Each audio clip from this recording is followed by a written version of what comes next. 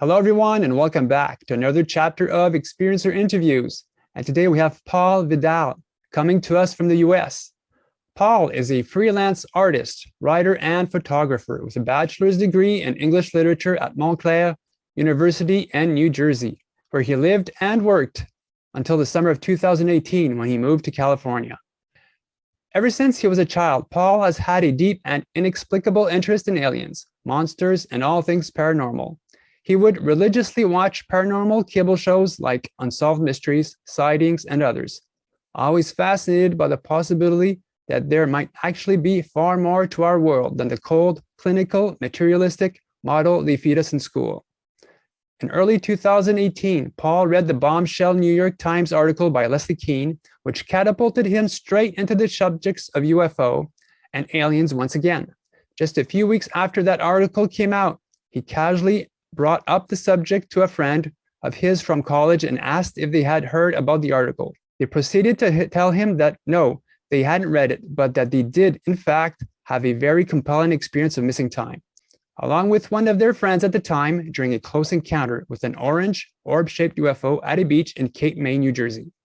Then just a week or two later, as if some alien switch had been flicked in his mind, Paul suddenly found himself immersed in an alien experience of his own, and then another and another. More recently, two of his close friends also became involved in these alien encounters and received physical markings of their own, and what appears to be a prime example of what folks sometimes refer to as the hitchhiker effect. These experiences led him straight down the rabbit hole and onto a path of what he can only call a spiritual awakening, the likes of which he could never have imagined. Just a few years prior, since the initial incident in 2018, Paul has become an avid researcher of all things mysterious, Fortean, or paranormal. In this interview, we will take a deep dive into these experiences starting back in 2018, as well as taking a second look at some interesting memories from his childhood, which may or may have not been alien in nature. So, Paul, thank you so much for coming on. Thanks for having me. We talked about your experiences a bit earlier on, and you said that you believe that some of your ET stuff started happening to you as a kid. Could you get into that? Sure.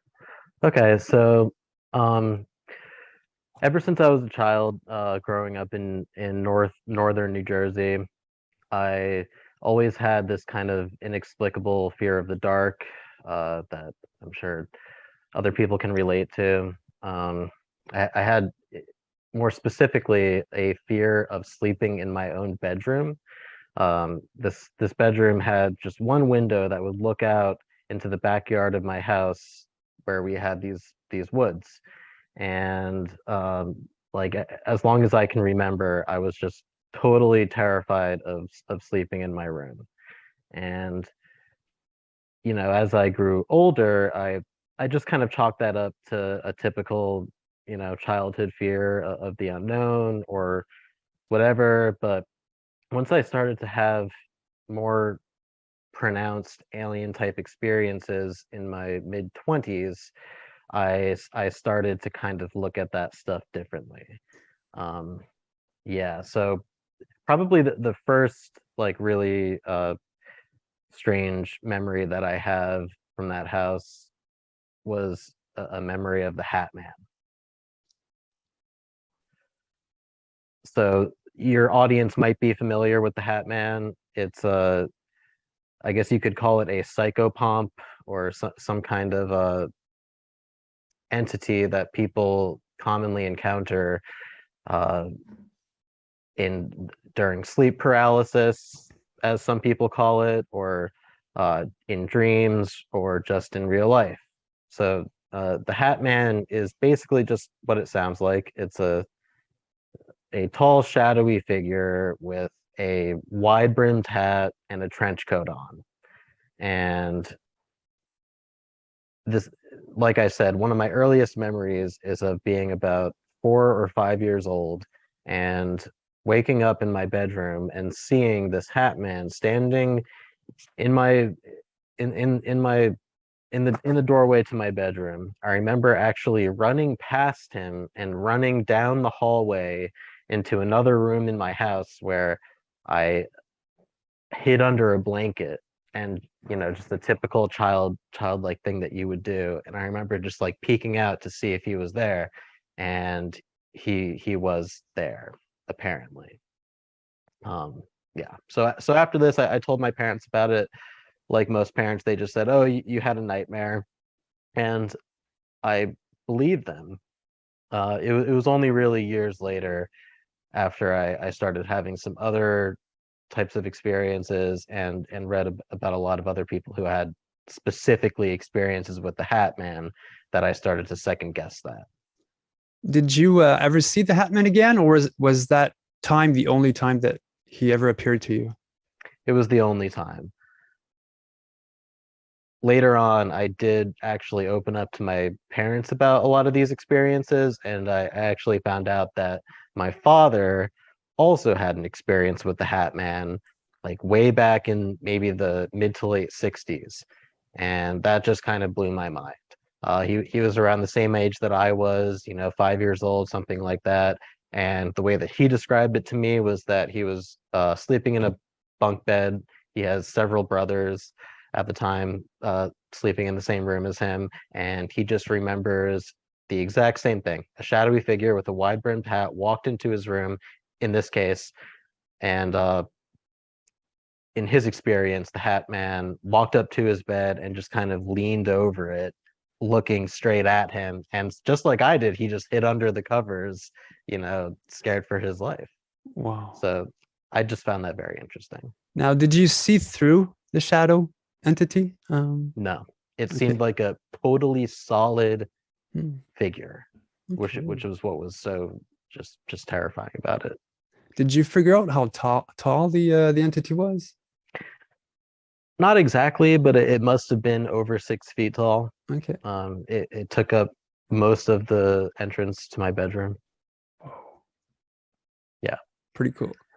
yeah. So ever since then, I literally, I'll just tell you this: I never slept in my bedroom ever again after this. I would, maybe when I was very young, I would sort of pretend to sleep in my bedroom, and then once my parents would go upstairs, I would leave and go sleep in this other living room that we had. It's to the point where, uh, yeah, my parents remember this. They would talk about me sleepwalking and this and that, but for me, it wasn't sleepwalking. It was just that I was terrified to sleep in my bedroom, and I was terrified of this window in particular. And yeah, I had a very deep fear of aliens, or just beings coming into my room. Did you ever sleep against the wall for Yes, protection? Okay. yes. So I'll share one more quick story where one time I woke up in this bedroom right around the same time when I saw the Hat Man, and I woke up on the wrong side of my bed. And so I was totally disoriented. It was totally pitch black, and I couldn't find the door. And I just started like freaking out and screaming until eventually my dad came down and saved me. And ever since then, I was always like very stringent about sleeping against this wall in a certain position. So yeah, I was always afraid of just open windows, open space next to me, that kind of thing. Did anything happen to you in the other room? No. Hmm. Strange. Yeah. I don't know. I don't know what to make of that. See, my girlfriend, well, she moved in with me, and sometimes like her bedroom's in the basement at her parents' house. So upstairs sometimes it's fairly hot during the summer. So her mom would sometimes sleep in her bed, and she'd get these sort of ET vision thingies happen to her while sleeping in my girlfriend's bedroom. Wow. So yeah, sometimes it's really local to an area. Yeah. Yeah. Yeah. So after that, so okay. So this happened to you as a kid. Anything else happened of consequence, or did the 2018 event happen? Nothing of particular consequence. I do want to mention that my throughout my entire childhood, I was always, like I said in the bio, just inexplicably interested in aliens, specifically in UFOs. And as like a 7, 8-year-old child in my elementary school, I would rent out books from our library at the school about UFOs. A lot of like classic books that I'm sure some people in our audience are familiar with. I can't remember their names right now, but we had a lot of these classic UFO books. And so I would, yeah, I would religiously watch anything to do with UFOs and aliens. I was just deeply interested in it to the point where uh, when 9/11 actually occurred, September 11th, I had skipped school that day. I was 10 years old, and I was watching Sightings, which was Linda Moulton Howe's TV show. At the time, I wasn't aware of Linda Moulton Howe, but I will never forget that that's what I was watching when 9/11 happened. After that, I sort of lost interest in the subject because I guess I just thought that, when you grow up, you decide that these things aren't real. And so I just kind of relegated it to, the background until I started to have some experiences. And I would say they really started in 2016. And then it was in 2018 when I really had alien experiences. So if you'd like, I could just briefly go over 2016. Sure, go ahead. Yep. Okay. So in 2016, I was like 25 years old, 26 years old, and I went through a very difficult time in my life. Frankly, I won't go into specifics. I'll just say that I was going through a depressive episode, and for the first time in my life, I started to experience sleep paralysis. And so at that time, I was still very skeptical about any supernatural stuff, especially when it comes to sleep paralysis. And what I experienced was your typical sort of shadow figures, sort of like assaulting you in your, like, while you're sleeping in your bedroom. And so the first really crazy experience that I had was with a shadow person in 2016, where it's very, very simple. I remember that I was sleeping. I woke up. I heard a voice at my bedroom door saying, "Can I come in?" And I thought for some reason that it was my dad, even though I hadn't lived with him for like 10 years. And he came into the room, and I saw that it was just a shadow figure. And I just remember thinking, "You're not my dad." And then for some reason, it changed, and it started saying, "Hello, brother." I don't I have one sibling. I have one sister, but for some reason this entity was saying, "Hello, brother." And then it came over in front of my it came to the front of my bed and said, like, can I smother you with this pillow?" Is literally what this entity said. And then I remember it just sort of climbing onto my bed and grabbing a pillow or something and just trying to smother me. And I quickly woke up after that. And at the time, I just thought that this was your typical hallucination or something, a sleep paralysis hallucination. And I tried to write it off. I had maybe one or two other experiences after that, which were pretty similar. And then they stopped. I learned kind of like, I learned how to overcome these experiences. I learned how to, like, snap myself out of the paralysis. And I also, was working through certain things emotionally. So for whatever reason, these experiences stopped for about a year and a half or so, until I started to have these alien experiences in 2018. So, Did you feel drugged after waking up? Well, during that event, you said like sleep paralysis. Now, could you actually move, or did you feel like drugged up? no, I absolutely could not move. Eventually, like I said, I learned to snap myself out of it and eventually move. I would kind of like wiggle my feet or turn my head, and that would eventually snap me out of it. Or I would even just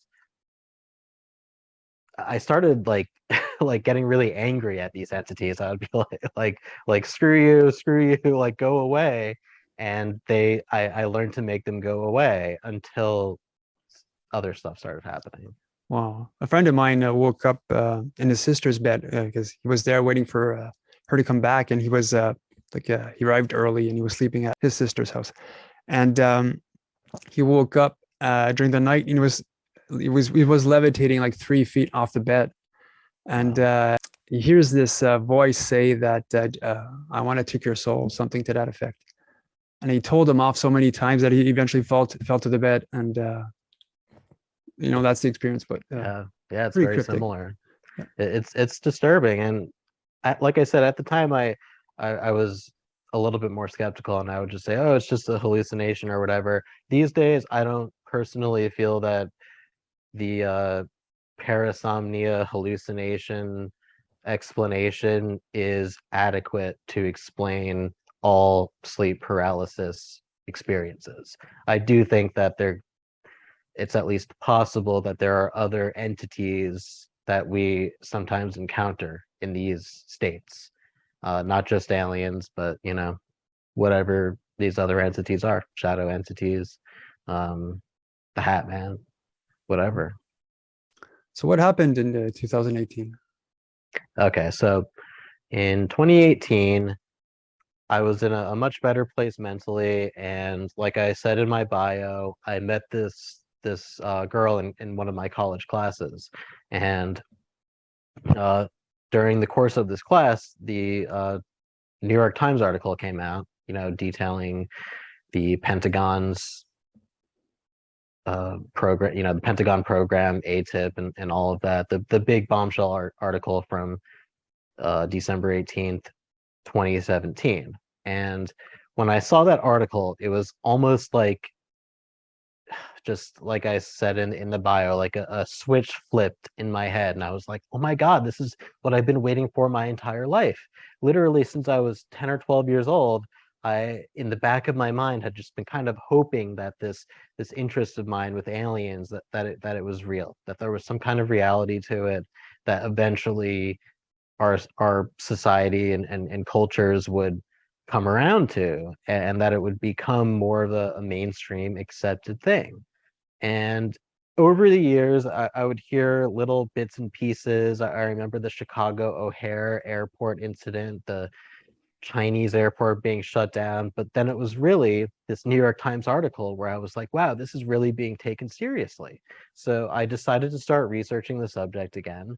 And I ended up bringing it up with one of my classmates in this film editing class that I was taking. And so I was just making small talk, and I met this girl. We'll just call her Rachel. And I asked her, "Have you ever did you hear about the latest New York Times article about the UFOs and stuff like that?" I don't remember exactly how we got onto that subject, but I asked her, and she said no, but that she had actually been abducted by aliens. Was exactly what she said. That's what she believed. And at that time, I didn't really think that this stuff was real, but I was interested, and so I was like, "Oh, really? Like, tell me about it." And so I'll just run through it very quickly. She told me the story where she and one of her friends, back in the mid 2000s, were at Cape May at this beach in New Jersey, and they saw a distant orange light. And at first they thought that it was maybe a ship, like a cruise ship or something like that. But then it started to get closer and closer. And they were in a secluded part of the beach. And eventually it got within maybe a few hundred feet of them. And they saw very clearly that it was just one of these orange orbs that you hear about. And she said that it looked just like a sun or something like that, like the sun. And yet it wasn't hard to look at. It didn't hurt your eyes. And so they were just staring at this object when all of a sudden it was like they blinked, and suddenly it was disappearing off over the horizon. So they were just kind of like, that's weird. That that was very strange. And they didn't think much of it until they went back to the beach house where they were staying with their friends, and they suddenly realized that they had lost almost 2 hours of time. They checked their phones. Suddenly it was 2 hours later. Their friends were all kind of weirded out, like, where were you guys? We were looking for you earlier, all of that kind of thing. And yeah, they had no explanation for that period of missing time. and now I've come to realize that's like a pretty typical alien contact or UFO experience. And so it really just kind of opened my mind. So what ended up happening was about 2 weeks after that, I kept researching the subject, and I never expected that anything like this would ever happen to me. But it was literally just a few weeks later when I had this really big experience that I'll go into now. So what happened was I in my bedroom, I used to have this really comfortable armchair. Okay. And I at the time I was in the habit of like staying up really late often and just being on my laptop. I had a little like ottoman footstool where I would keep my laptop, and on nights that I had off, sometimes I would just end up dozing off in that armchair because it was just really comfortable. And so what happened this particular night, I don't know if I actually dozed off or whatever. All I really remember is that I woke up in this armchair and I was like, oh, I must have dozed off or something. And it was the middle of the night. It was probably 3 in the morning in New Jersey. And I was staying at my mother's house at the time. And all of the lights were on. It seemed like all my bedroom lights were on, the house lights were on, my door was partially ajar so I could see that the lights were on in the house, and I was also able to hear these voices coming from the kitchen, and all these sounds almost like somebody was rummaging around in the kitchen and talking. They were talking to each other or something, and I was just like, what is going on? It's 3 in the morning. This is not my mother. This is something really weird. And then as soon as that thought came to me, I started to get this really creepy feeling where I was like, oh God, that they're coming for me or something. I just had this inescapable feeling of like pure terror that whoever this was coming towards me. I could just sense it somehow. It was almost like it was familiar or something. And so I felt that they were coming right towards my bedroom door. And I'll just say that at this moment, I was not paralyzed. This was not sleep paralysis. This was not a dream either, because the entire time I was like asking myself if this was a dream. I was like, wake up, wake up. I'm like practically pinching myself, like, what is happening right now? And then I could somehow sense when they were right outside my bedroom door. I didn't actually see anything at this time, but right when I felt that they were right outside my bedroom door, all of a sudden I started I basically got like struck by lightning or something. I felt this incredible vibration, this electrical feeling in the center of my chest that started to paralyze me. So up until this point, I was not paralyzed, but then I was just like, I just like fell into the back of my chair as this vibration started to fill all of my extremities. And I compare it to if you've ever been on one of those carnival rides, like the Gravitron, Galvatron, one of yeah. those, yeah, where they spin really fast. It was kind of like that, but in reverse. Like I felt like I was levitating or something, almost like it was, or at least like I was being pulled. I was being pulled instead of pushed back. I was being like pulled out, and I could feel every single cell of my body vibrating. Is how I would describe it. And it, like I said, it started off in the center of my chest, and then it spread through my legs and my arms until eventually it reached my head. And when it reached my head, I finally just blacked out. And what happened was I woke up like several hours later. It was 7:30 in the morning, I think. So it was maybe 4 hours later or something. I would estimate. I don't know exactly what time the vibration thing happened, but yeah, I blacked out. I woke up several hours later, and this time I was no longer in my chair. I was in my bed, and I was laying on my back, and I had my arms crossed on my chest like this, which I don't sleep that way. At the time, I actually had a back shoulder injury where I couldn't sleep on my back, like physically. I could only sleep on my side. I still kind of had that. And yet I woke up on my back and yeah, I had my arms crossed and my shirt, which was a button-up shirt, was actually unbuttoned except for the top button and the bottom button. It was just the strangest thing. And my entire like chest was exposed and my hands were just like this. And the way that I woke up, I did kind of feel like I was drugged in that instance, just because it was like I was coming out of anesthesia or something. Like my eyes were already open, but it was like a fade in from a movie, like a fade in edit, like a fade from black, where I just woke up and I was just like, what the heck just happened? And it was so bizarre. And I instantly, I told my mother about it. I told my friends about it. I just started talking about it. And yeah, sorry, that was a bit of a long story, but that was my first really intense experience. And then it was after that where I started to actually encounter aliens. Now, did you ever figure out what language they were using while they're in the house rummaging through stuff? Did you? No. All I really remember is that it just sounded like voices because it all happened so quickly. I really don't know. Now, was it in your mind, or was this No. actually sounds?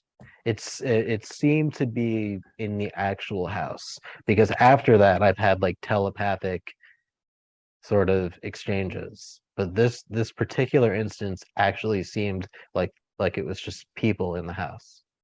And again, I never saw them. So at the time, I still tried to write it off, because I didn't see anything. I was like, it was just a really weird experience. But then I started to see stuff. Okay. So what happened after that? Right. So that was like the one big experience for a while. I think it was about 6 months after that. Actually, yeah, I have some notes here. About 6 months after that, I had a very interesting sort of dream experience, which again, I didn't encounter any aliens during this, but I'll bring it up anyway because it was interesting and it seems it I've corroborated the experience with a few other people. So or at least I've met a few other people who have had similar experiences. So I had this dream about 6 months later where at least it felt like a dream, but it felt like more than a dream somehow. What it was that I was having some kind of dream, and then the next thing I really remember is that I was in a parking lot and I was looking up at the sky in this dream, and I saw like three stars in the sky, and then one of the stars started to get bigger and bigger, and then it came down and actually like landed next to me, and I was like, okay, this is not a star, and it was just like a big white ball of light, and so it landed next to me, and I started to feel this vibration. Now this vibration was not nearly as intense as the one that I previously described, and I should have gone into slightly more detail about that one. Um, just that this one aspect. Um, so in the first big vibration experience that I had, I could both hear and feel this incredibly profound electrical feeling. It wasn't just a vibration that was spreading throughout my body, it was also a sound. It kind of sounded like a low bass vibration that you might hear at like a rock concert or electronic concert or something like that. But it started to get progressively more loud and intense. So it was like I got hit in the chest, and then it almost sounded like a generator kicking on. If you ever had a generator at a house or whatever, or even like a motorboat engine or something like that, it was kind of just like, and it just got like louder and louder and louder. And the louder it got, the more I could feel all the cells of my body vibrating. And like I said, I eventually blacked out. That was just that one first experience. After that, I started to have these other vibratory experiences, like in this case where I was having this dream, this white light lands next to me. I start to feel this vibration, but it's much more mellow and uh, comfortable, I would even say. It wasn't like overpowering or anything. It started to spread throughout my body, but I wasn't freaking out at all. And then this tunnel of light opened up and on top of me. I started to float up through this tunnel. And it actually, I remember it took like a while. It took maybe like a minute, like 60 seconds or something, where I was floating through this tunnel. And the whole time I was just like, am I getting abducted by aliens again or something? Like, am I going to see aliens? What's going to happen? What happened was that I got through this tunnel and suddenly I was on this big red planet. And I sent you the drawing that I made. It's not the greatest drawing, but I was essentially flying like thousands of feet above this big red planet, and I was going towards this extremely large metallic pyramid. It was a pyramid with the top part sort of cut off like this. You have the image, you can show it. And the top part was missing with like an entrance on top. And I just was floating down towards it. And as I floated down towards it, I sort of heard this voice in my head say, "This is an alien city." And I remember looking at like the foot of the pyramid, and there were all these little domes, these little green domes, not like perfectly circular, but these roundish, oval shaped domes just kind of surrounding the pyramid all around the foot of it. And yeah, I floated towards this entrance on the top. Right when I got into the entrance, my memory stops, and the next thing I know, I just woke up back in my bed. But it was interesting enough where I made a picture of it. Literally, the second I woke up, I made that picture, and that's why it's so crude. I am a decent artist, but I didn't like put much effort into it. I just wanted to get this image down. So that was probably the last experience that I had in New Jersey.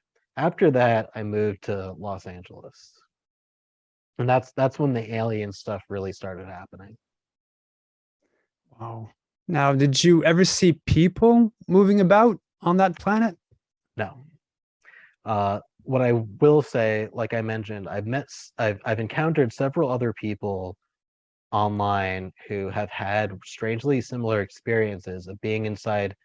I think I said, I don't know if I forgot to mention, this was a metallic pyramid. This was not a stone pyramid. It was gray, metallic, sort of like brushed aluminum or something. And yeah, so it also was in three segments. It was like, yeah, it had seams in it.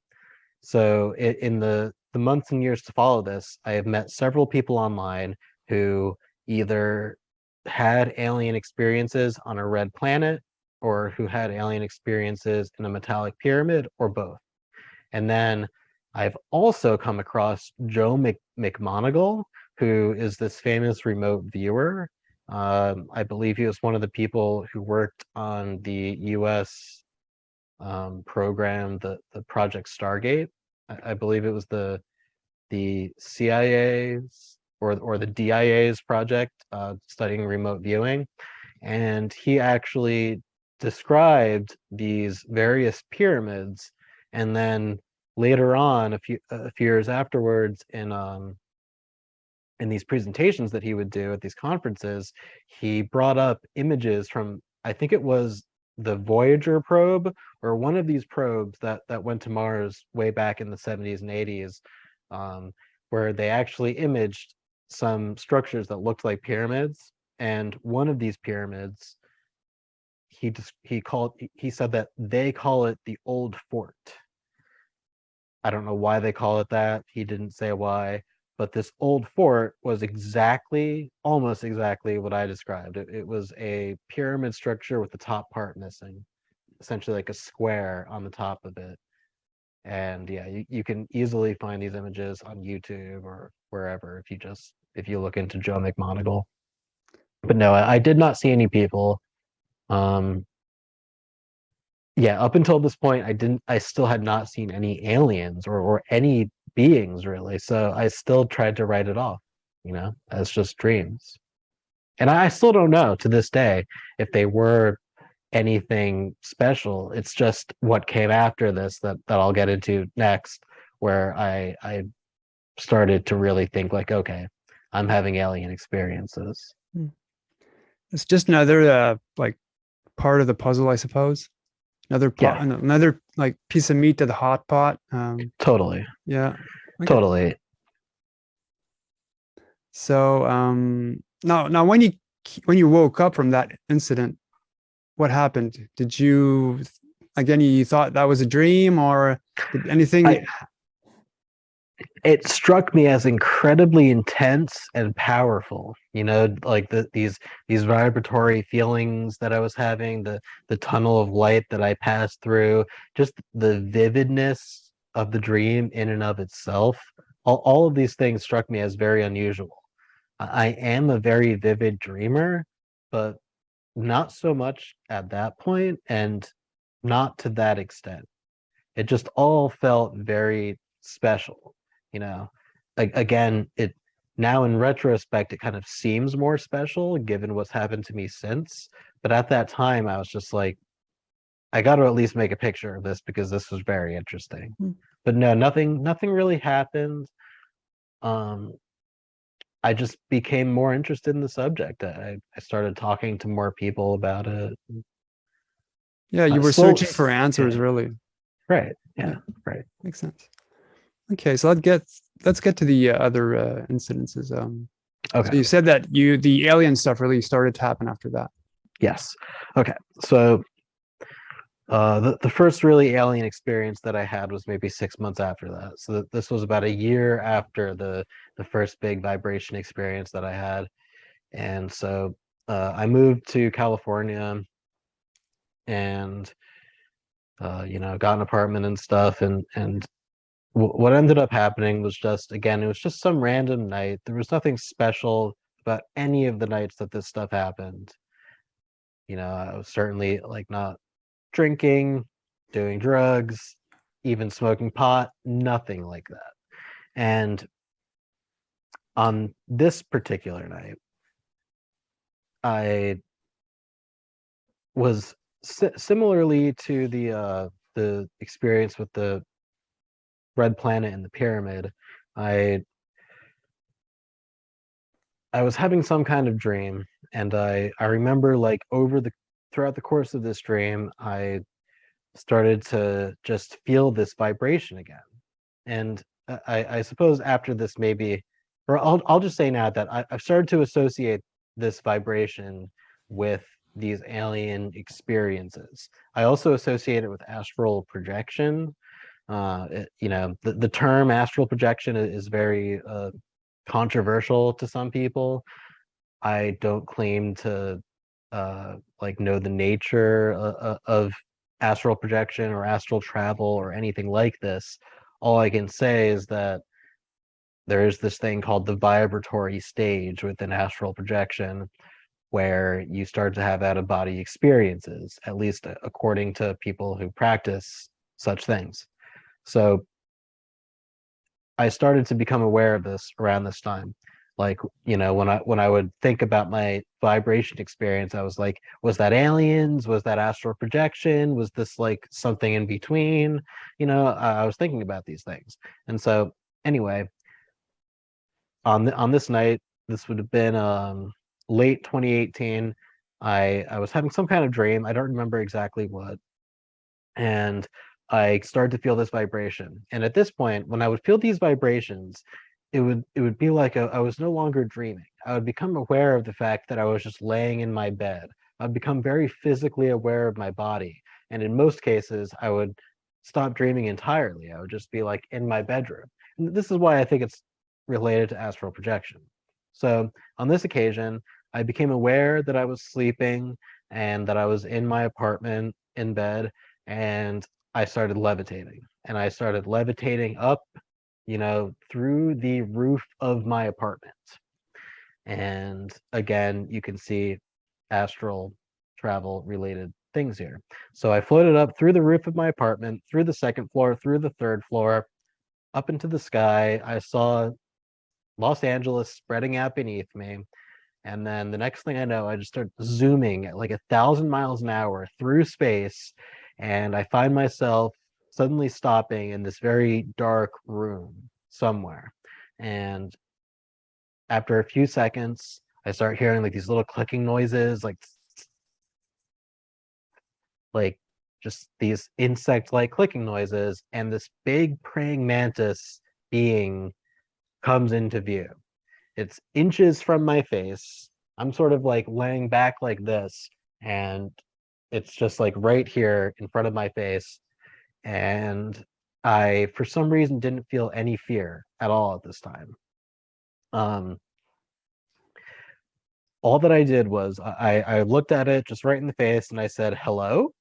And then a moment later, I hear this telepathic voice in my head saying, hello. And I was like, and then the next thing I said was, what am I doing here? And then it said, well, we saw that you were here. And so we thought we would show you around. And this whole time I'm just staring at like this giant praying mantis thing. It was green in color. It had maybe some brown or yellow segments to it. And yeah, so said we saw we saw you were here, so we thought we would show you around. And when I heard we, I was like, we, because I'm only just seeing this one being. But for some reason I knew that it was referring to gray aliens. I don't know how I knew that, but I just did. And so I said, we, are they here? And then it said yes.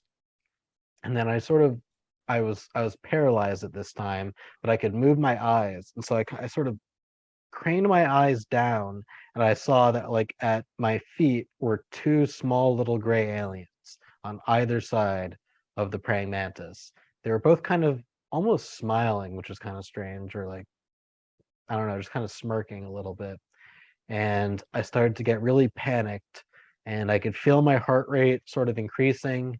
And it seemed like the praying mantis could sense that I was becoming afraid, because the next thing that it said was, it said, goodbye, Vidal. It just said like, goodbye, Vidal. It was like it knew that I was fading out or something like that. And that's exactly what happened, was that my vision just went to black. And the next thing I know, I just woke up back in my bed again. That's crazy, man. That's, the entire time you were explaining how you went through the the ceiling, the roof, and all that up into space, and you saw like LA and all that. Reminded me of of an incident I had a few years back, and it's quite similar. So I'm amazed how these stories are so different yet so similar at the same time. It's crazy. Yeah, it's really something. Now I remember I asked you to draw the mantid, but you said it was too difficult. Can you like get into the, let's say, like the facial of what it looked like? Yeah, sure.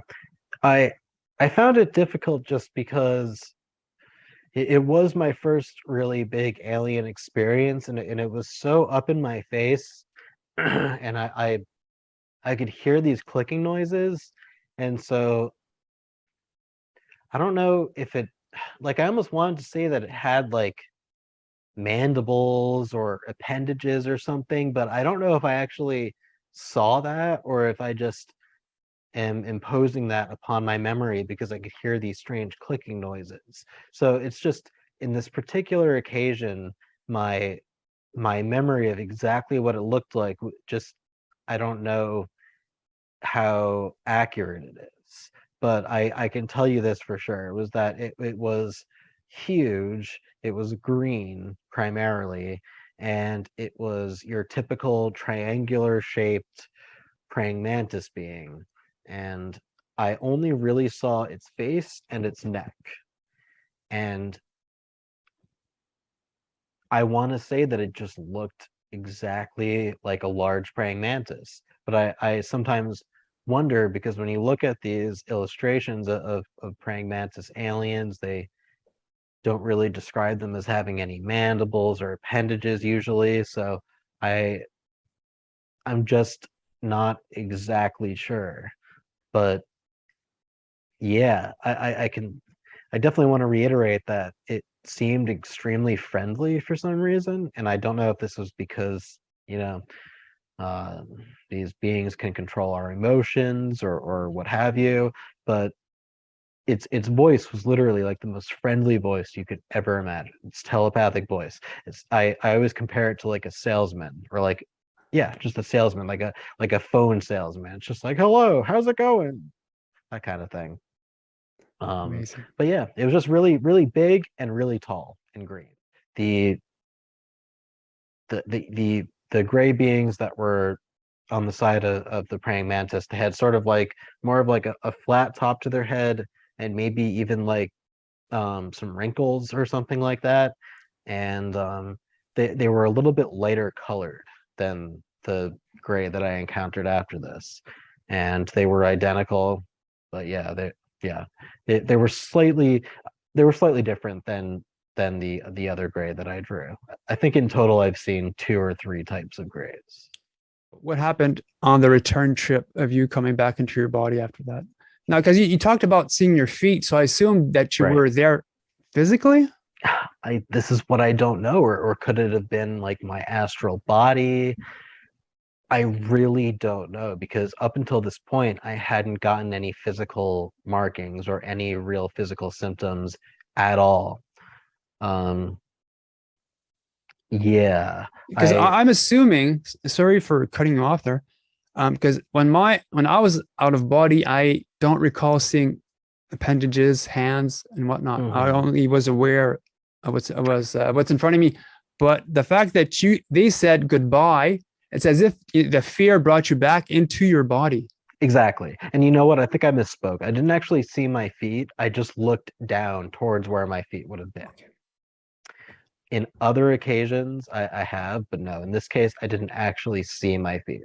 Okay. So I do think I was out of body, and I'm not sure. I wonder a little bit these days, but certainly back then, I was pretty firm that it was an out of body experience. Yeah. Sounds like it. Yeah. Explain to us how the because there are steps of before you do get to leave your body, and what Hmm. you've been explaining is really quite common. Yeah. Okay. Yeah. I've also, I'll throw out there, and maybe if you want, I could discuss it a little bit more later.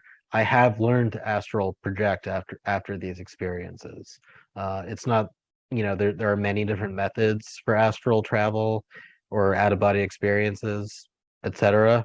But I have developed a method to do it voluntarily. Up until this point, I think it was being done to me, if you know what I mean. And Yeah. I've met several people who say the exact same thing, that like these beings, whatever they are, that they can essentially force us out of body, and they can also, interact with us on a psychic out of body level. So it makes it a little bit hard to pinpoint exactly what was happening. Um, yeah. So you want me to go into my next experience? Yep. Okay. So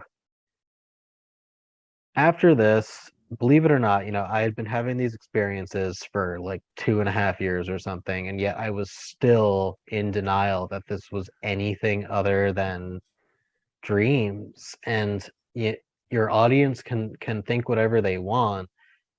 I was maybe not in denial, but I was just always questioning. Like, I didn't want to jump to the conclusion that I was actually being abducted or having contact. I didn't see quite enough evidence. I'm a skeptically minded person naturally, and I just wasn't sure. But it was the next experience, and especially the ones after that, where I really started to realize that this was something both physical and mental and very real. So the next experience was where I still living in California at this time, and it was very strange. So what happened was I once again this happened while I was sleeping, but in this case, here's what happened. I was having a restless night.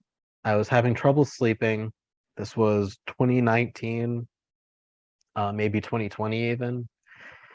And I was having just one of those nights where I was tossing and turning. I couldn't seem to get to sleep. I would sleep for like a minute at a time and then wake up. I don't know what it was, if I had like indigestion or something, whatever. I just couldn't sleep.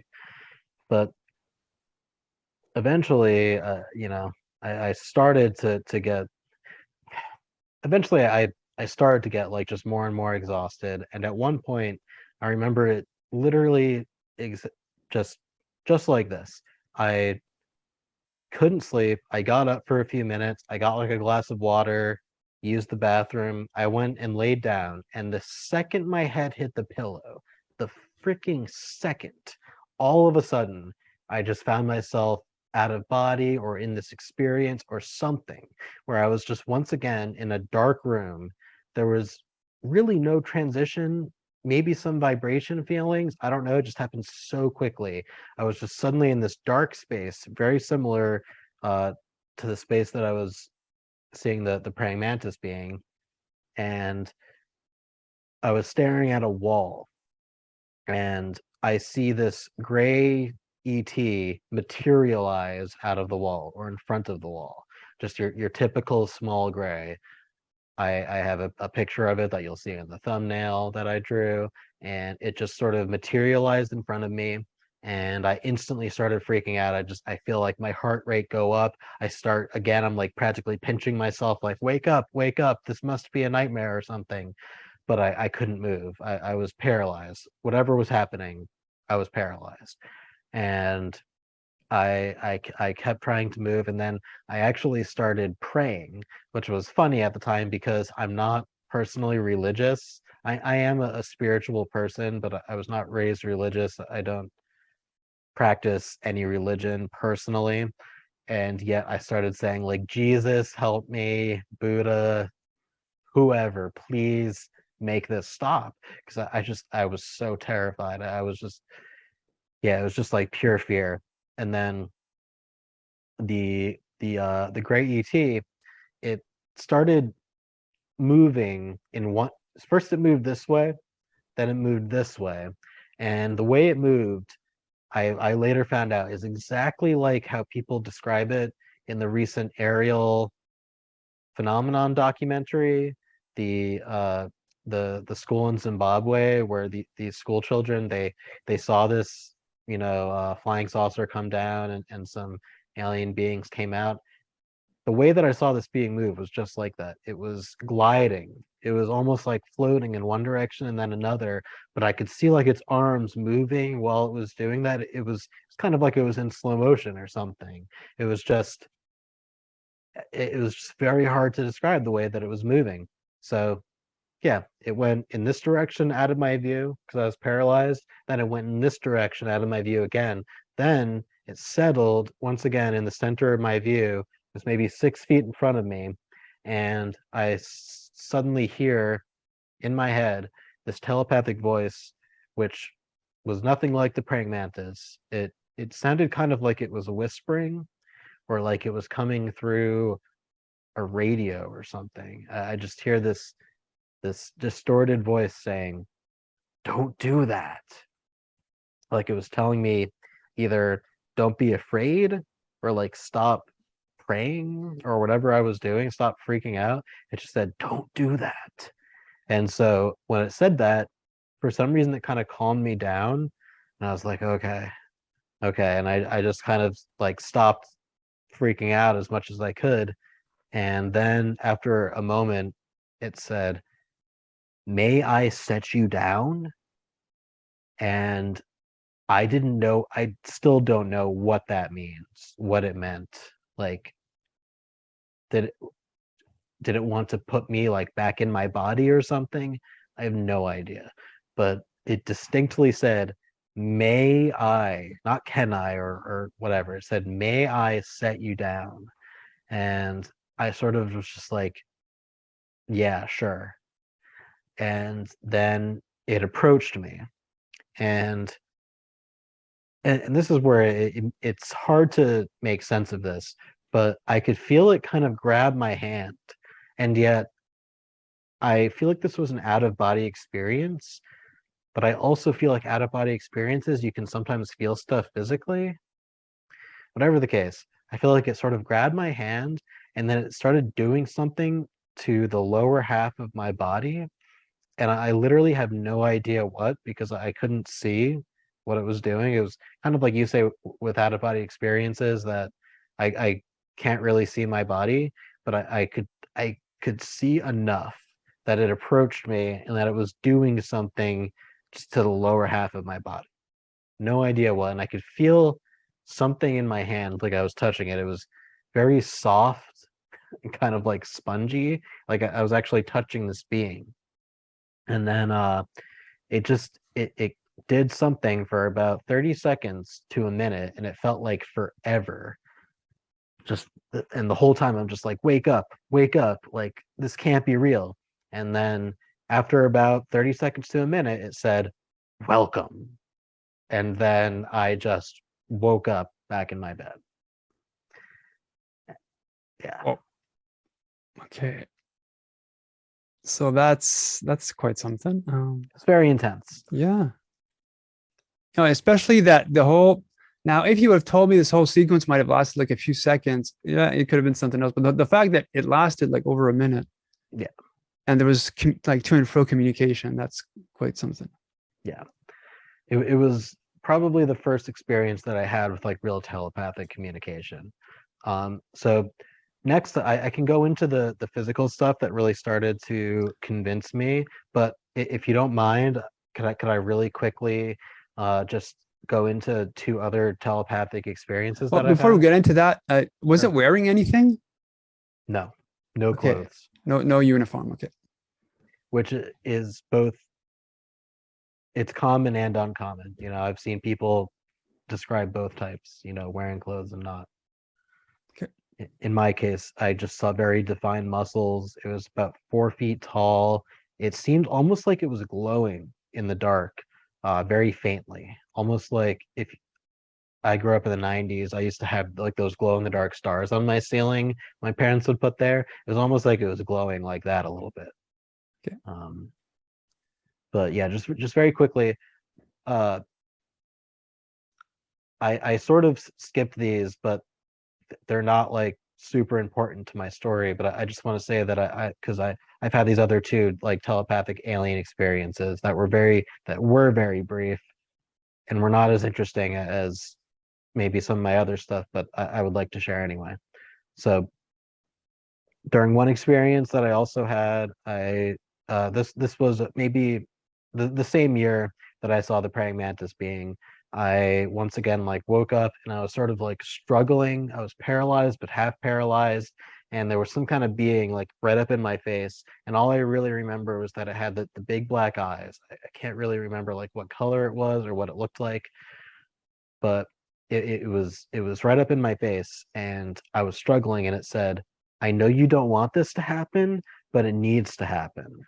And the next thing I know, it stuck something all the way down my throat into my stomach, and I blacked out and woke up later. So that was just another random thing that I had happen. And the one other interesting one was that one day I did a CE5, you know, where you meditate to try to make contact with these beings.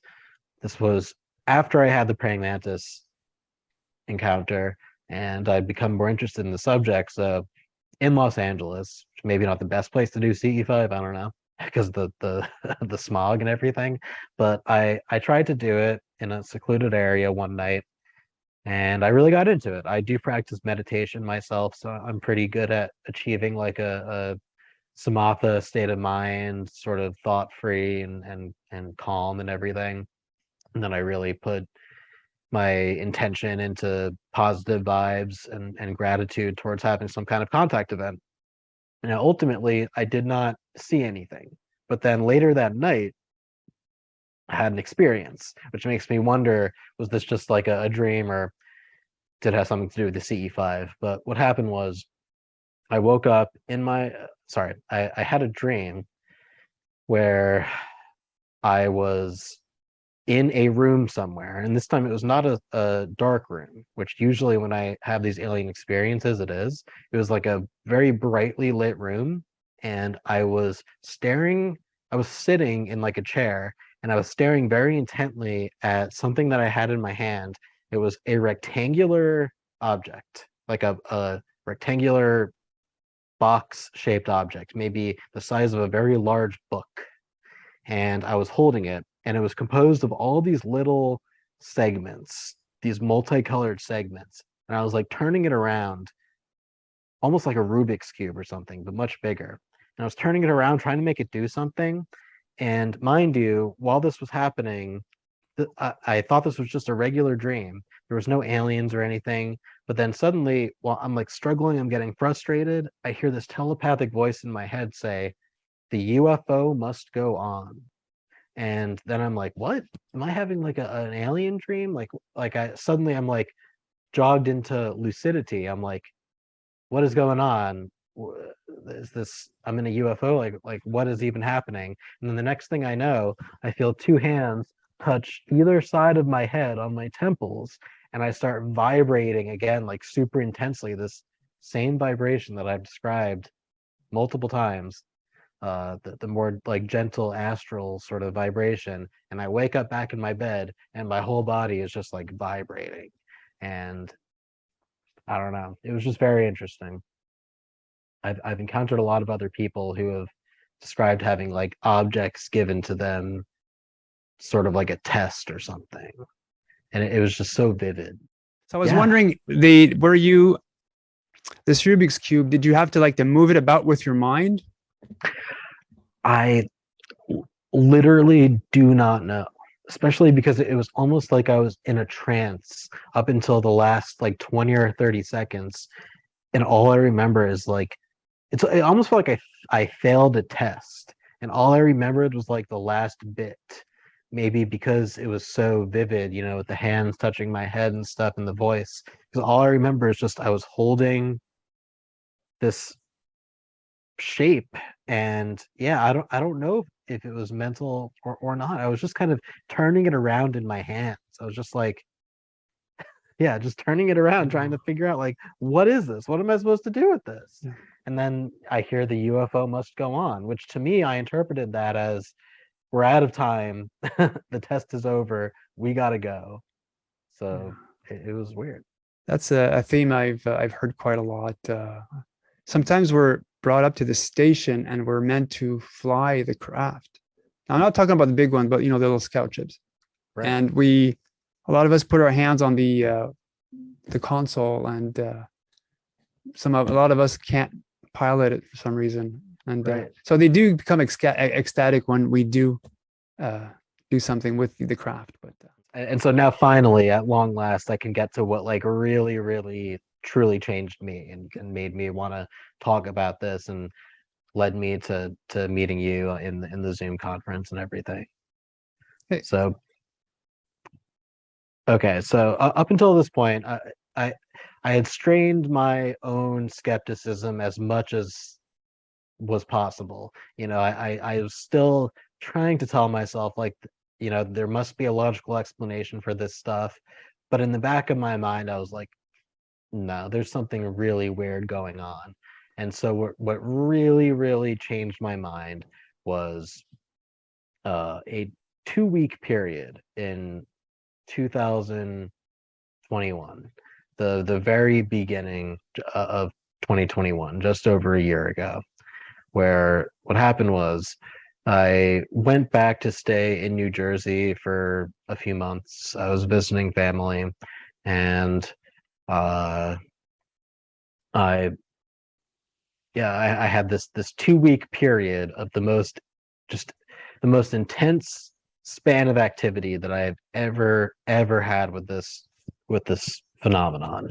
It was like almost 2 weeks straight, like every other day of just one thing after another.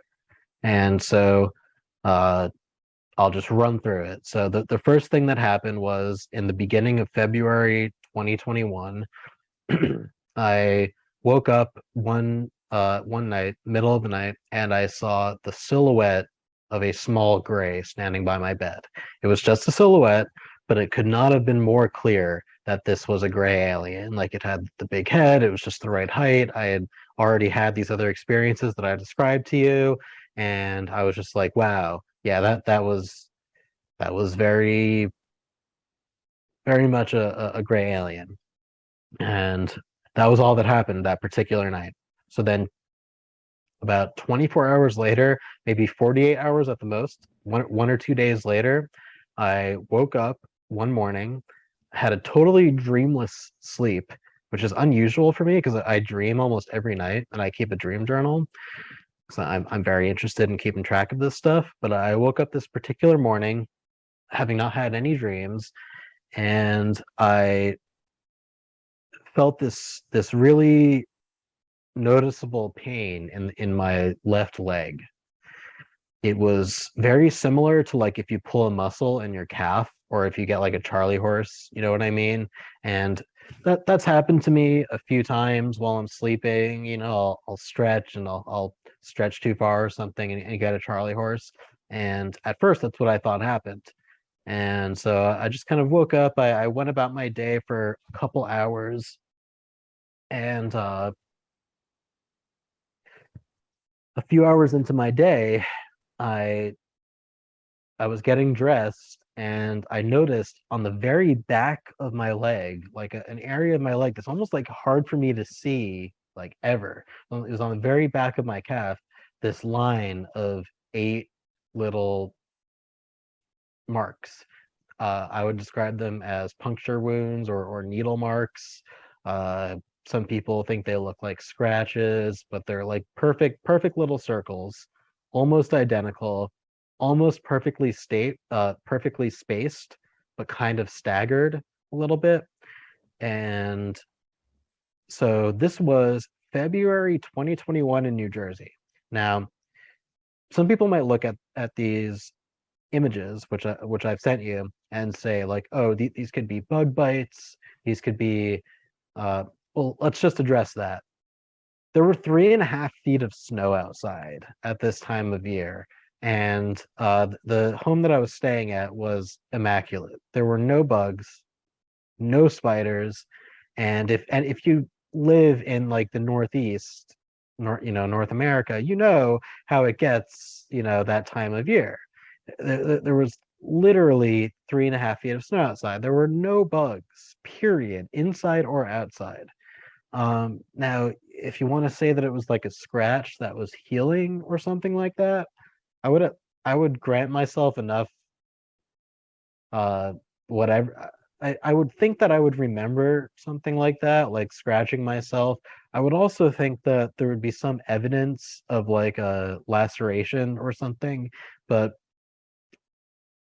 that was not the case with these needle marks. You can very clearly see that there is no wound in between any of them. And as it healed, that became even more apparent. And now this is about a year and a half later, just about since I got these marks, they're actually still there. And they're very hard to see unless you have use like a flash camera or something. But the scars could not be more clearly uh, like what they appear to be. Like they could not be more clearly 8 little perfect circles in a row. And the other piece of evidence that I used to say that these were some type of injection or something similar is that Charlie horse pain that I felt in my leg. If anyone's ever gotten an intramuscular injection at the doctor or anything like that, uh, even recently with COVID, those are generally intramuscular injections. That type of pain. It's very much inside of the muscle. It's not your typical.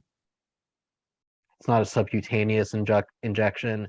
It's not your typical feeling that you might think could be like a scratch or a bite or something. It's a very throbbing type of pain that's inside of the muscle that you only ever really feel the pain when you flex that muscle. So I would only feel it when I would walk, for example. Yeah, so it was like when I saw that, I just instantly freaked out. I was just like this just got real, this shit just got real. So these markings happened not too long after seeing that shadowy figure. It was 1 or 2 days, 1 or 2 nights. And so, like I said, so this just began a 1 to 2 week period of activity. So the very next day, after I got these markings, I woke up and there was a small gray standing by my bed. Again, this time it was not a silhouette. It was just a small gray. It was also broad daylight, so I got like a pretty good look at it. But as I mentioned earlier, it was moving so quickly that I'm reluctant to try to like draw a picture of that particular gray just because of the way it was moving. But I can describe to the best of my ability like what I saw. So the night or two before I got the marking, it was just a silhouette of a gray lurking by my bed. The night after I got it, and this was the very next day, what I saw was a gray alien that was kind of hunched over a little bit, and it seemed to have like its arms forward, and it seemed almost like it had like its mouth pursed, like that. And it was like, and it was just kind of like almost like flying, but it was like just a few feet off the ground, and it was right in front of my bed, and my doors is over here, and it just went like, psh, and it just went through the door, just straight through the door and disappeared. And this was just moments after I woke up, so I wasn't paralyzed. I was not having hypnagogia or anything. I just woke up. I see this gray. It's almost like it noticed that I saw it. And just like it just booked it. Um, so then I'm like, okay, this this is really something real. Just super quickly after that, I um I had about 5 or 6 experiences in about a week and a half, which is way more than I've ever had before or since in any period of time. And uh probably the next most interesting one was that I woke up one night and somehow or another I could see through my wall in my bedroom, which at the time I wrote off, and I might not have shared this if not for the fact that I've come across many people that have had the same kind of thing where it's like where you can see through your wall. And what it was that I could see through my wall, and specifically I saw a triangular shaped UFO, uh, like maybe half a mile in the distance through my wall, and it fired a blue laser beam or array or something through my wall and started scanning my entire bedroom for like 10 or 20 seconds. And I was so terrified. I don't know if I was paralyzed, but I might as well have been. I didn't even want to open my eyes. I was just like, oh my God. And I would like peek a little bit. I would open my eyes just a little bit, and I just saw just this laser just like scanning my bedroom. Um, yeah, there were a couple other interesting things that happened that week, but those were the most interesting. Now, were you totally awake at the time? What happened? With the Yeah, the blue triangle beam. UFO. Yeah. Um, no, I fell back asleep. Well, I thought I was totally awake, but it was one of those inexplicable like alien things where you're just like, oh, and you just go back to sleep or something. Yeah. That was also the case with the silhouette by my bed. I didn't stay awake. Whereas when I clearly saw the gray zooming by my bed, I did stay awake that time. So it's kind of different every time. There were a couple other things. One night, I felt something climb onto my bed, and I thought it was my cat. and I pushed it off of my bed, like by accident, really. Like I was just like half asleep. But when I pushed it off, I was like, oh, I pushed my cat off the bed. I felt bad. So I turned on the light and I saw that my door was closed and there was nothing in the room. So Yeah. it was all during that same week. And I stayed awake that time. So Hmm. it varied. Have you ever had any paranormal stuff happen to you? Um, as Like in like, poltergeists, ghosts, things moving, perhaps? um, no, not particularly. Maybe if I thought about it for a bit, but no, Okay. not so much. So this is what really truly convinced me and made me like willing to come out with my story and talk to you and other people.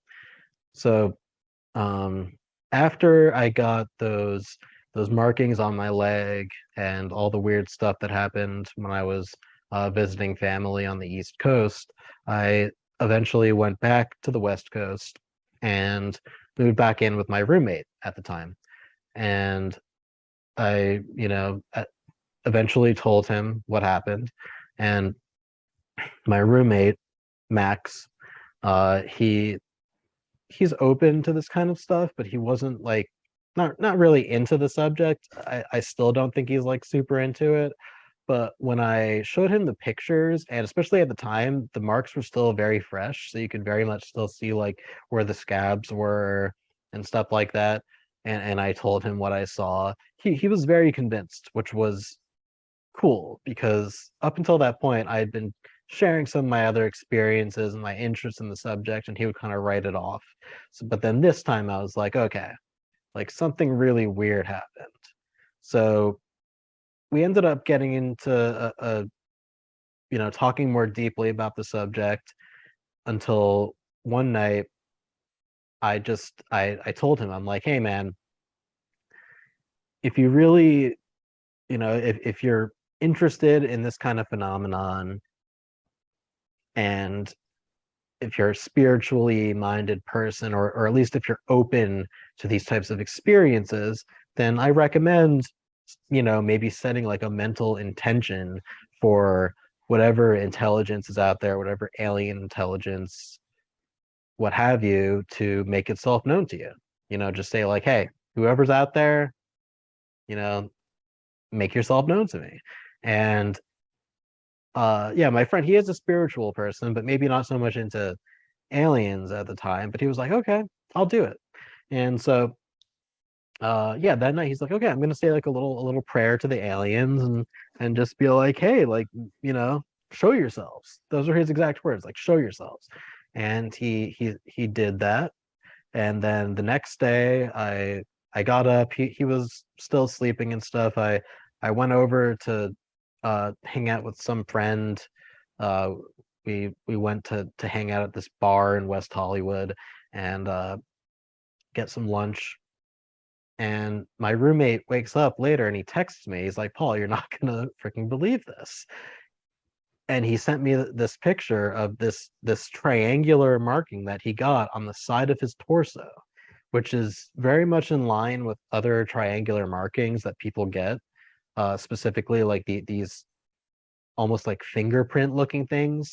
And he also told me that he had a very intense like alien dream or sleep paralysis or something, where there was this alien like menacing him, trying to get his attention, and he just kept ignoring it, being like, no, I don't want to see this, I don't want to see this, but it just kept trying to get his attention. And then he woke up with these markings. And I just like, what are the odds of that? It was just so, literally 24 hours later, maybe even less than 24 hours, he got these markings. And so we got back, he told me about it. I looked at them myself, and it's so clear that this could not have been some kind of like regular bruise or something. He had no memory of bumping into anything. Like there was just no way that this could have been anything other than a total fluke, like internal something, or some kind of anomalous phenomena. And then so later that night, he texted one of our mutual friends about this subject and sent him the picture of this triangular bruise that he got. And he didn't even tell me that he was doing this. And then our mutual friend, Dan, was like, holy crap, I also got some weird markings recently, except that his markings had occurred about a month or two prior, and they appeared right at the same time that I got my needle mark things on my leg, and they were on the same leg as him in the same part of his leg, and were almost, I mean, you've seen the pictures, like nearly identical, just more fresh, and instead of being 8 markings, it was 6. So yeah, it was just like that just blew my mind. Yeah, the timing's pretty good. Yeah. Wow. Yeah. So did things sort of taper off after that for you? Yes, with one or two exceptions. Okay. And this would be the end of my story, if you will. So yeah, things tapered off for about a year. I have found that in my experience, this stuff tends to happen. Uh, it tends to be spaced out, tends to be staggered. I'll go like 6 months to a year without having any experiences, and then I'll have another one. And so almost exactly a year later, this past December, it was actually New Year's Eve, weirdly enough. I had one more experience, and then I had one more a week after that. So if you don't mind, can I just quickly describe those? Mhm. Okay. So on New Year's Eve, I once again was having one of these experiences that started off as a dream, but then I started to feel these like astral vibrations, and then I quickly became like I stopped dreaming and was just kind of like in my bed, or like almost like in 2 places at once, just like aware of the fact that I was in my bed. So here's what happened. I dreamt that I was sitting on the floor in some kind of room. It was not, again, it was not that typical dark space where I've encountered certain aliens. It was a decently well lit space, but for some reason I was in like almost a trance state, and I was just looking down at the floor, similar to when I was handling that rectangular shaped object. I was just kind of looking down, not doing anything. And out of my peripheral vision, I see a person walk by in front of me and sit down to my left. And somehow I intuitively knew that they were female, and that's about it. So there was nothing alien up to this point. Again, similar to the rectangular thing, there was nothing alien at first. I just feel this woman sit next to me. I can feel specifically, I can feel her right arm brushing up against my left arm.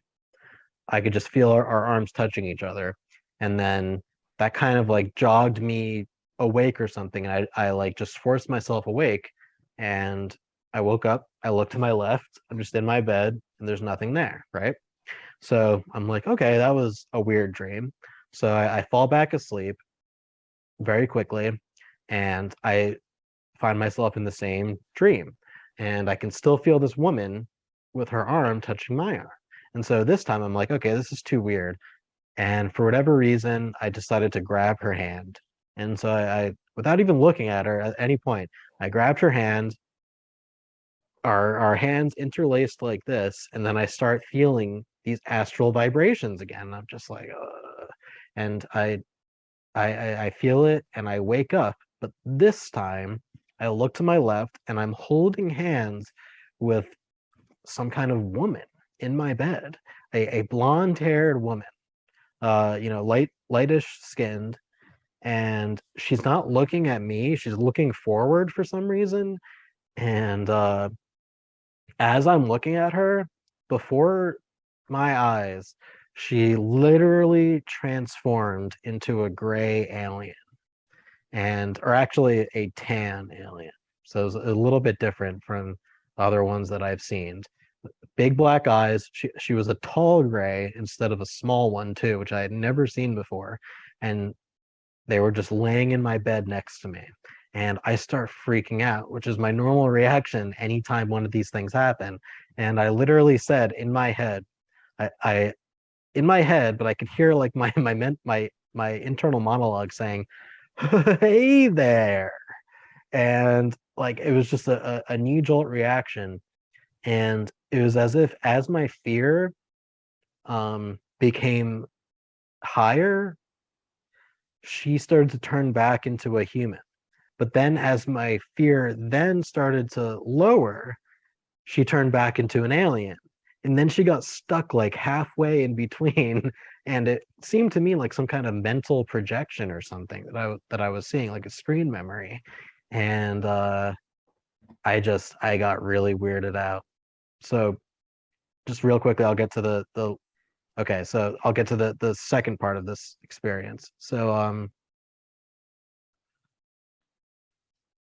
after that, I shared that experience in a few Facebook groups that I'm a part of. And I had shared some of my other experiences prior. And after this one, a lot of people started telling me, as is pretty common in this field, that I'm part of the hybridization program. And I've been told this even in the past. You know, a lot of people are super like just into the concept of the hybridization program. I'm not opposed to it. I just didn't see too much evidence that I was a part of it in the past. That the whole alien hybridization thing, you know, you hear about it everywhere, especially with women who are experiencing these phenomena.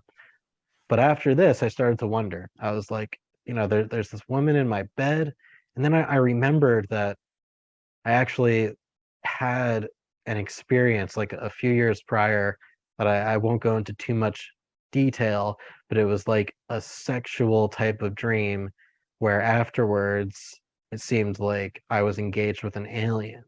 And I always wrote it off as a dream for all these years.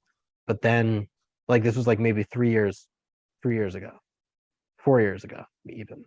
But then after this, I started to wonder, I'm like, could I really be like part of this hybridization program? And so 8 days after New Year's Eve, on January 8th, I had one more experience where I I woke up, and I will say that prior to this, I sort of set like a after this woman appeared in my bed and I shared the experience, I started to like say mentally, like, if the aliens can hear me or whatever, if I'm really part of this hybrid program, I want to know. Like, can you please like make that known to me? And I still don't know what to think, but here's what happened. A week after that, I woke up, or sorry, I was sleeping and I started to feel these vibrations come upon me again. And I had actually been feeling the vibrations for about 2 or 3 days prior, which often happens where I'll feel like um like like like some kind of intelligence is trying to get my attention. And the way it works with astral travel, if you're not familiar, is that you have to kind of give in to the vibration. You can't fight it. But normally my reaction is to fight it. So after like 2 or 3 days of fighting it, I was like, okay, if this happens again, I'm just going to give in. I'm going to see what happens. And so a week after the experience I just described, I gave in to the vibrations. And what happened was I was just in my bed, kind of half paralyzed maybe. And I feel somebody touching me like all up here, just like this. And then they started touching my face, just like that, just like almost like grabbing my face. And I had my eyes closed. I was like, oh, I'm just like freaked out. Like I don't want to see whatever's happening right now. But then I got some courage and I opened my eyes, and they stopped touching me. So then I was like, okay, I'm gonna open my eyes. And like basically sitting on my bed, like basically sitting on top of me was a little toddler, like a little 2 to 3 year old child. Um they didn't have any clothing on.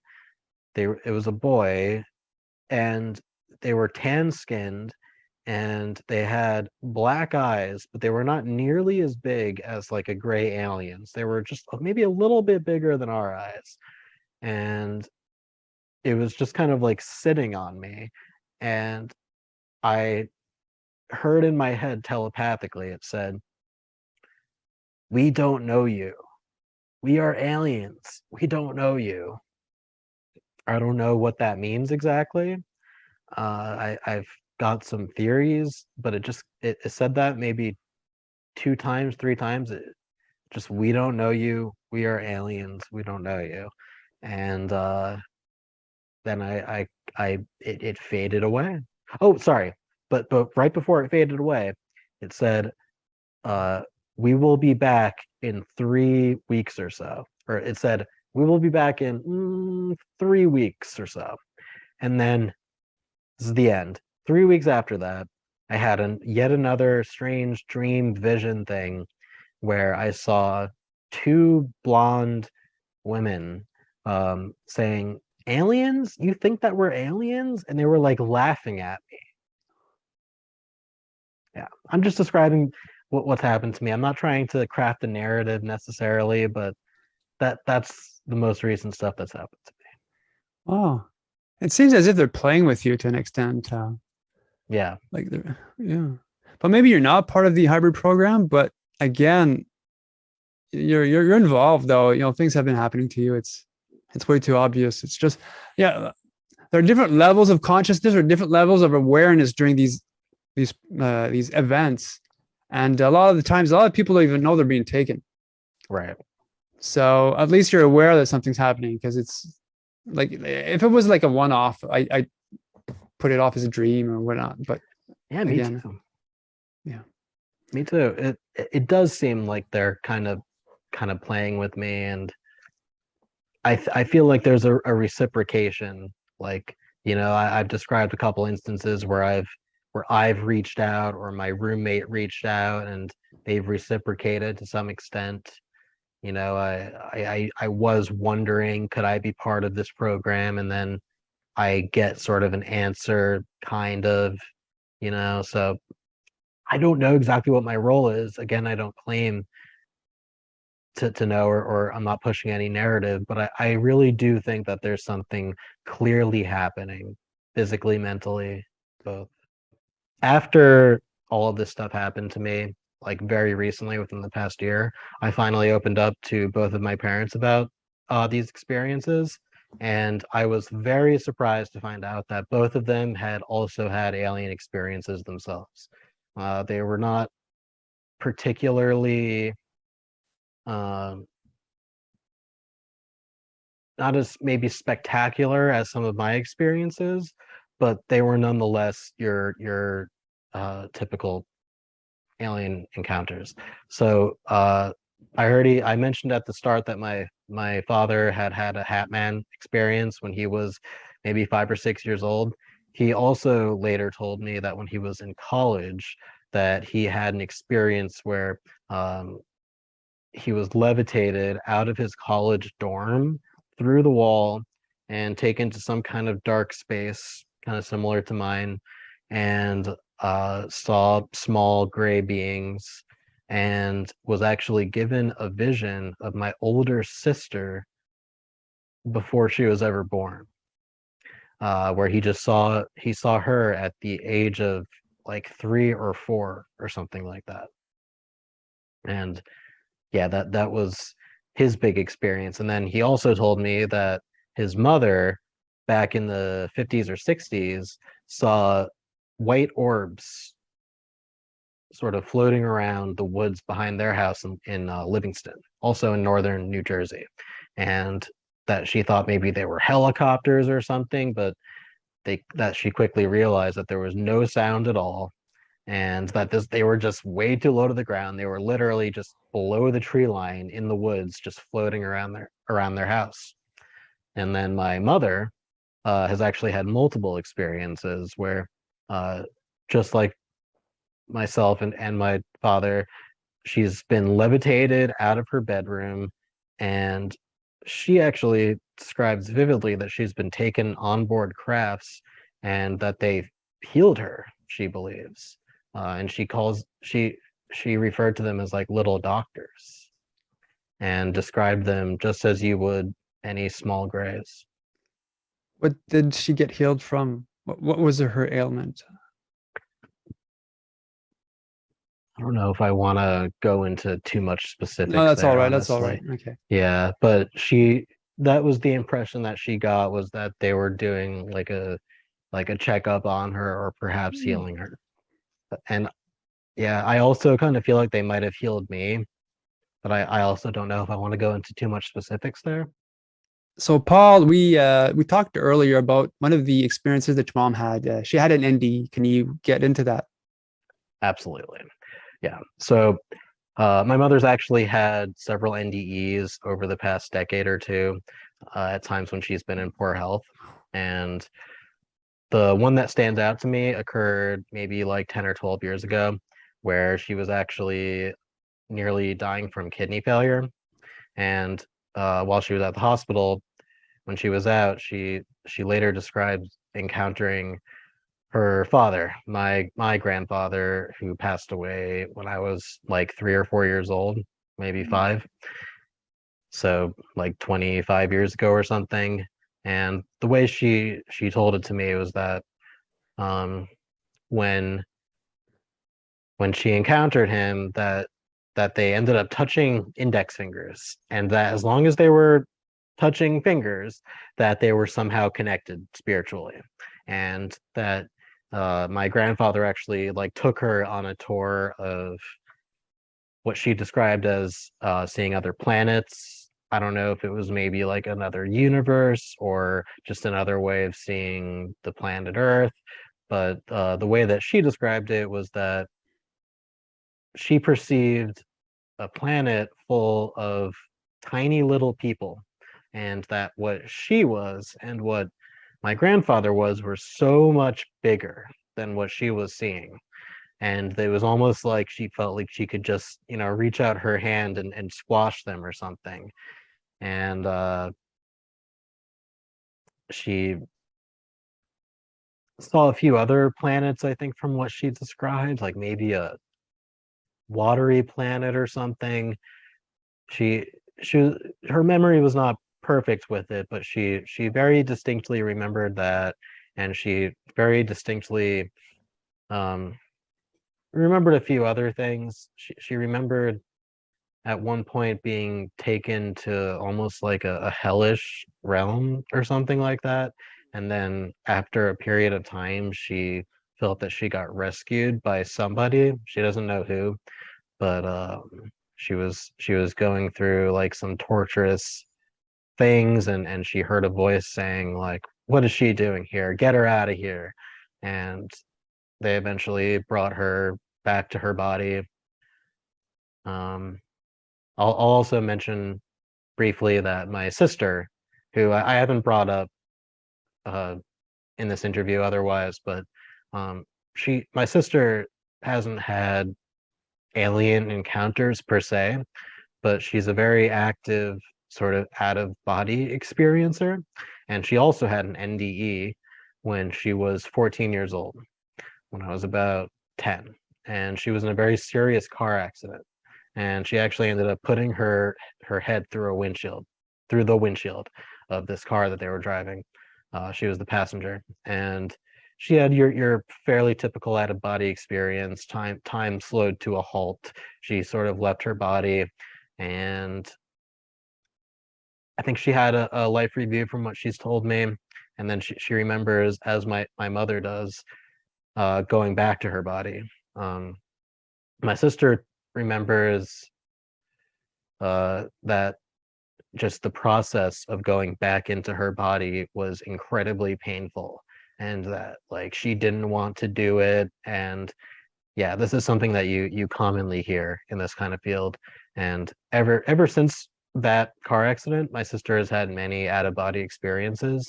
um yeah, she's not as into these kind of subjects as I am, but when we do get to talking, um she's had a lot of very interesting out of body experiences. And yeah. Did your mom um also have a life review?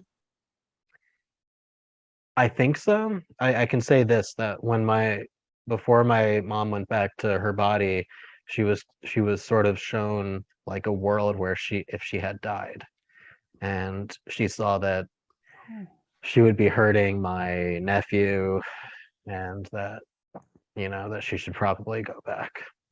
Oh, how interesting to see a timeline that you're not there and how that affects others. Wow. Yeah, I think it was a timeline. It was either a timeline or just showing you, like, yeah, Okay. if you die, this is what might happen. Okay. um but so the last thing that I'll say kind of in closing is that it really did make me feel a lot better to open up to my parents about about these things, only because you not just because I realized that I'm not alone, but you start to see that there really is like a greater narrative at play here. I've met quite a few people who have had abduction experiences or alien contact experiences, whatever you want to call it. But once I realized that it seems to be like in my family, it just, I don't know, it made me a little bit less afraid. And like ever since then, I'm not. I don't know.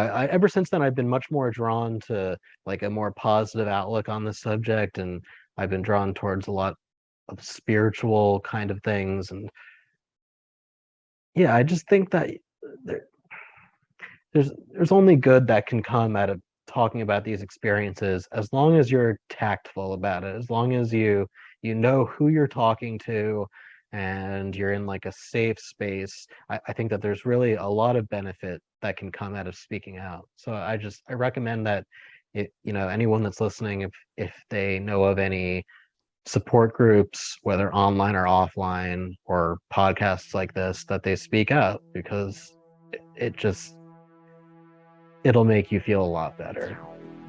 Definitely.